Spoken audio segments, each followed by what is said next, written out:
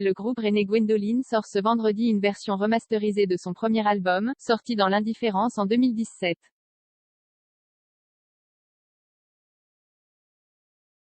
Le duo rennais a fait un passage remarqué lors des dernières transmusicales. Dans un style parlé-chanté, le binôme pose sur fond de Cold Wave un regard cynique et désabusé sur notre société.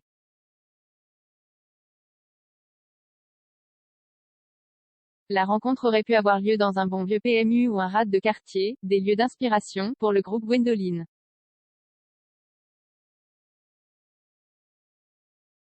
C'est finalement dans une brasserie en face de la gare que nous avons croisé Mika, l'un des membres du duo rennais qu'il compose avec Pierre. Un peu plus d'un mois après leur passage remarqué aux transmusicales, le binôme ressort ce vendredi une version remasterisée de son premier album après Sego Belay, complètement passé sous les radars au moment de sa sortie en 2017. On l'avait mis en ligne sur Bandcamp mais sans aucune prétention, juste pour nos copains, se souvient Mika.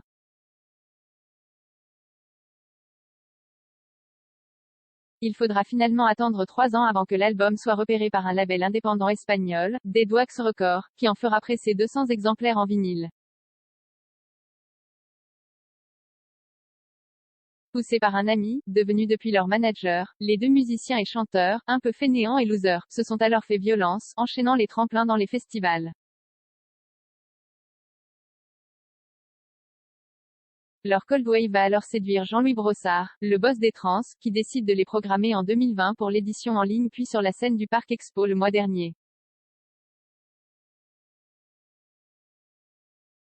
De quoi lancer vraiment le projet Gwendoline. C'était une blague au départ mais il va falloir maintenant l'assumer, sourit Mika.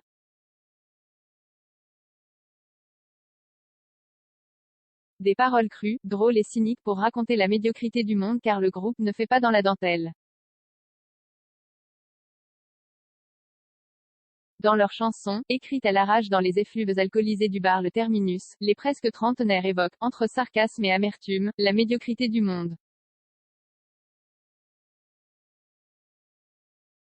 La vie c'est dur, putain, ironise-t-il en chœur dans Zodiac TT, une chanson qui a tout pour devenir un tube.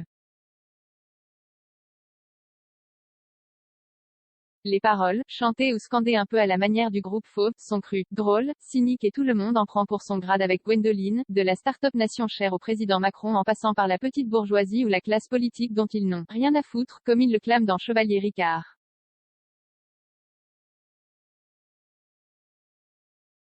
Mais on se fout aussi de notre propre gueule, de notre petit côté branleur, nous qui vivons dans notre petit confort, souligne Mika.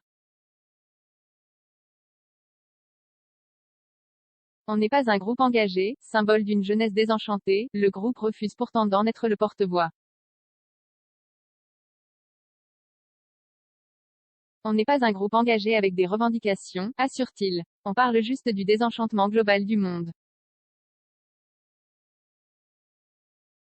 Avec froideur certes mais on essaie aussi d'en rire. Avant d'entamer une série de concerts, lire encadrés, le duo planche également, à son rythme, sur un deuxième album. On continue de bosser tranquillement mais sans vouloir faire carrière à tout prix, indique Mika.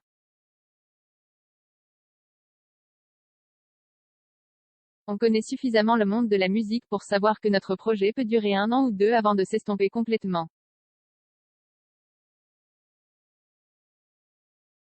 Et ce ne sera pas grave si cela arrive car on a plein d'autres projets avec Pierre, musicaux ou non. Une série de concerts à venir après les transmusicales, le groupe Gwendoline jouera encore à domicile le 31 mars avec un concert programmé dans la nouvelle salle de l'Antipode à Rennes.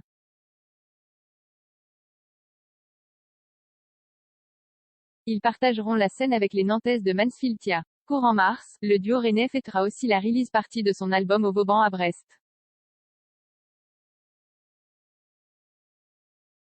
Le groupe devrait également être à l'affiche de plusieurs festivals cet été. 0 commentaires 12 partages partagés sur Messenger, partagés sur Facebook, partagés sur Twitter, partagés sur Flipboard, partagés sur Pinterest, partagés sur LinkedIn, envoyé par mail, sauvegarder une faute. Imprimé.